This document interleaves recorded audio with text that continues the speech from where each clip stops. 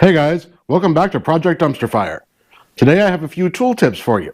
Let's head over to the bench and check them out. And what we have here is a hydraulically activated brake light switch. What it is isn't important. What's important is that you may find many sensors on your vehicle like this. Temperature sensors, oil pressure sensors, oxygen sensors, brake light switches, and what have you. As you can see, it's round. So what's the proper tool to take it off with? No. Absolutely not. Let's take a look at this dead on. And while it looks to be round, it actually isn't. It does have some small flats on it. What you can use is the appropriate size, either end wrench or 6-point socket. So here's the end wrench. This one happens to be 1 inch. See it right there? There it is. Perfect. Now, don't use the other end. If you have a combination wrench, most of them do have the 12 points on the other end. The 12-point end doesn't fit very well. And you see how it's going to round it off when you put any pressure on it. Even just not putting pressure on it can get it to slip.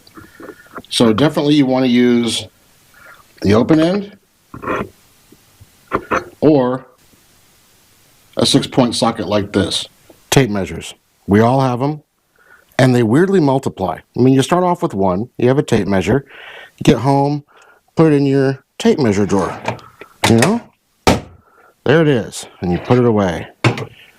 And it sits there quietly in the drawer, doing its own thing. But then, maybe you buy an old truck and it's got one in there too, so you grab that too and you throw that in your tape measure drawer at home with the other one. And then something weird happens.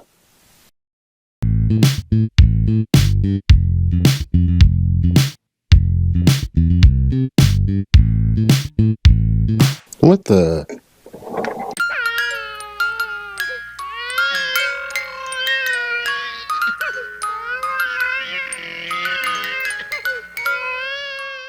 I'm going to test these 8 tape measures and show you why you should always use the same tape measure for a job. Now what I have here is a 4x4 pressure treated block. I'll put some blue tape on it so the lines will show up better. I'm going to measure each to a foot and make a line where it says a foot is.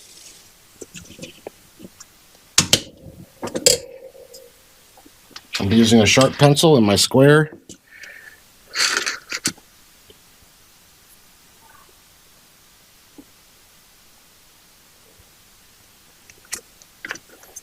Okay, that's one.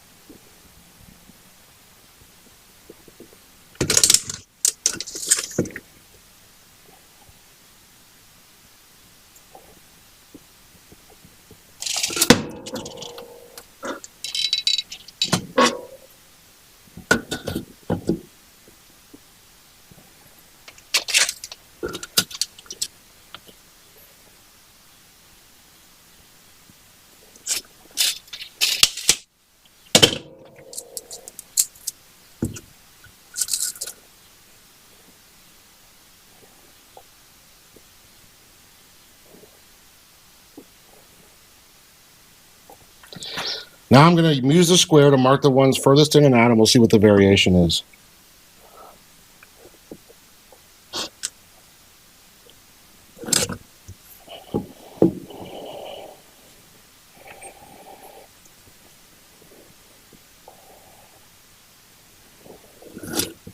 Well, there you go, guys. That's the variation between our 8. So you can see they're kind of all over the place. Well, there it is. There's your difference between the 8. It's pretty significant, actually. You can see they're kind of all over the place in there. So if you use the same tape for every project, you're good. If you measure with one tape here, and then you go over to your workbench to cut it with a different tape, you could be a 1/4 inch off depending on which tape you use. So there's my tip. Go ahead and use the same tape measure to measure and to cut. So which tape is right? Well, all of them and none of them. You see, time, distance, units of measure, those are all things that humans have created. And we're all just characters in someone else's imagination. This is all a dream. It's just a dream. But I hear you asking, which one is actually a foot? How many dreams in a dream, man? I don't know. I don't know. But I still recommend using the same tape for all phases of a project. Sometimes you need your screw to stick to the end of your screwdriver, just for a little while. Here's how to make it happen. First thing you need is a magnet. Take your screwdriver, you're going to run it in one direction down the magnet 100 times.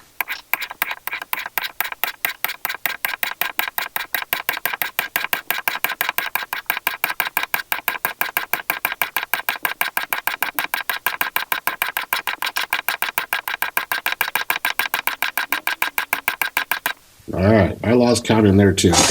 But let's see where we are now.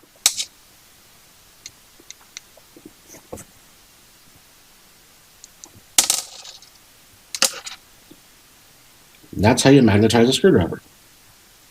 You can also do the same for screwdriver bits like this, wrenches, pretty much anything you want to magnetize of steel. Let's say you've got a screw that you need to hold the end of the screwdriver. Here's an easy way to do that. Take a piece of tape. It can be this blue tape, masking tape, scotch tape, electrical tape, doesn't matter. The sticky side facing you, you're going to poke the fastener through the tape. Go all the way through. Okay? Like that. And you put the screwdriver on the end of it and just fold the tape up. Just like that. That's going to hold it perfectly. All right? Until you get all the way down there, then you can just rip the tape off. You can do the same thing with a bolt, although you do need to start the hole first. Put the bolt through. Put your socket on. There you go. There's your bolt, and we'll get you all the way in. And you just, when you get all the way tight, just pop your socket off. And you're done. Okay, we're over at the drill press for this next one. What I'm going to do is drill a hole in this piece of metal, and then I'm going to show you a way to drill a hole in this piece of metal that's a little bit better. So here we go.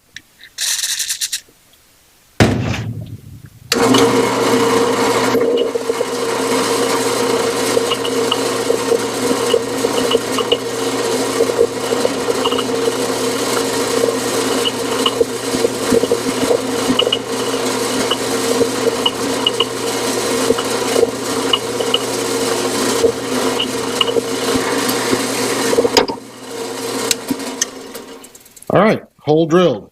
You can see though, it's a little messy. Got quite a bit of chips everywhere. Let's try it a different way. Because these things, as much fun as they might seem to step on barefoot, all right. So what I have here is a magnet. This magnet is obviously glued to this piece of metal.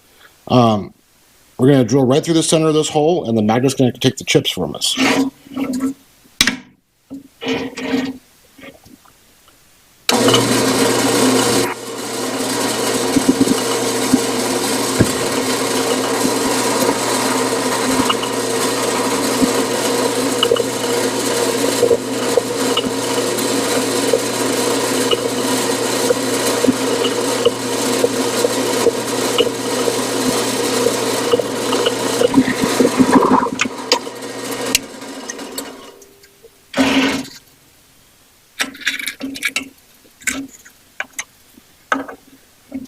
See that? All of our chips are inside the magnet. Look at the top of this, nice and clean. So, use a magnet to drill through, and you'll save yourself a mess. Well, guys, we put it off long enough. Let's talk about the inevitable. It's going to come a time when you're going to have to work with wood. I know, it's an enchanted substance, and we don't trust it. As people who deal in metal and mechanical things, wood is strange, but you're gonna have to deal with it at some point. So let's say you got a piece of wood, you got a screw that's stripped out. This one is comically stripped out. It's actually just drilled a hole bigger than the screw for demonstration purposes. Let's say you got a screw that's stripped out. Hardware stores are closed. You got what you got. What are you gonna do? Well, let me show you a trick I learned from my dad. Go ahead and get yourself a zip tie. Cut the little tail off of it. Stick it all the way down in the hole till you get to the very top. Okay? Put your fingernail right at the top, and then you're just going to clip it a little bit down from there. All right. Push that piece of zip tie in there. Put your screw in there.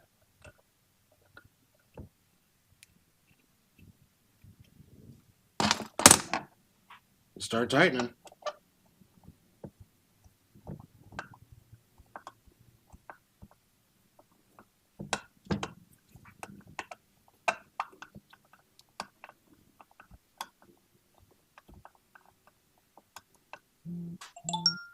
There you go. That's how you fix that. I learned this trick watching my dad fix a player piano with only a matchstick. You can do it with anything. Now, this does also work on metal, but you can't expect it to form any type of fluid tight seal. And you're going to want to use, the thinnest zip tie possible for what you're doing. This one here, just your standard little zip tie, is fine for this. It's really in there. It's not coming out. So that's how you do that. All right, let's talk about these wrenches. Now, I call them Cresser wrenches. You can call them adjustable wrenches, monkey wrenches, whatever you want to call them. This was the one tool my dad hated the most when I was a kid. He hated me using these things because they're real good at rounding off bolts and breaking knuckles. That's all they're really good for. But you can make them work in a pinch. Here's a little technique I've learned. When you get it on the bolt, you see how it doesn't quite fit right? Just go ahead and snug up on it, and then rock it and snug up on it. Just keep rocking it and snugging up to the point where it won't even come off, when you pull on it.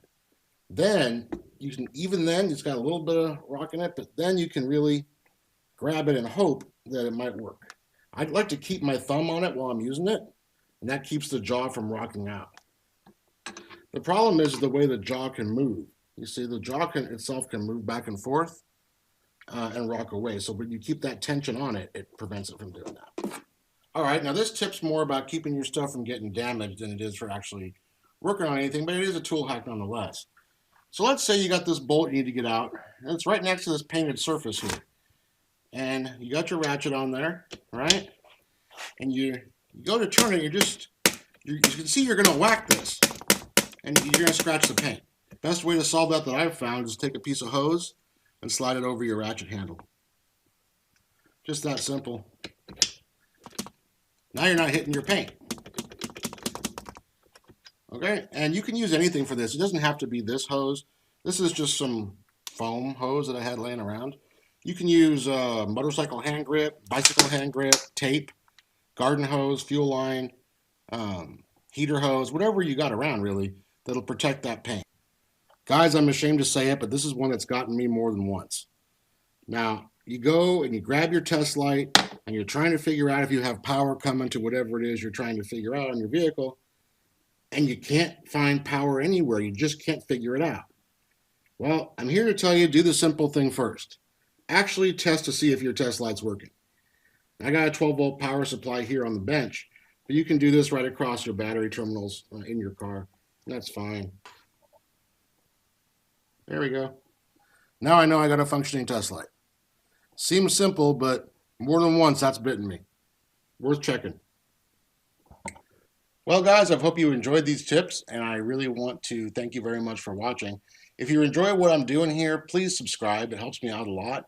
And share it with your friends. Also, share your own tips in the comments, and I'll test them next time we do one of these videos. All right? And the best tip wins.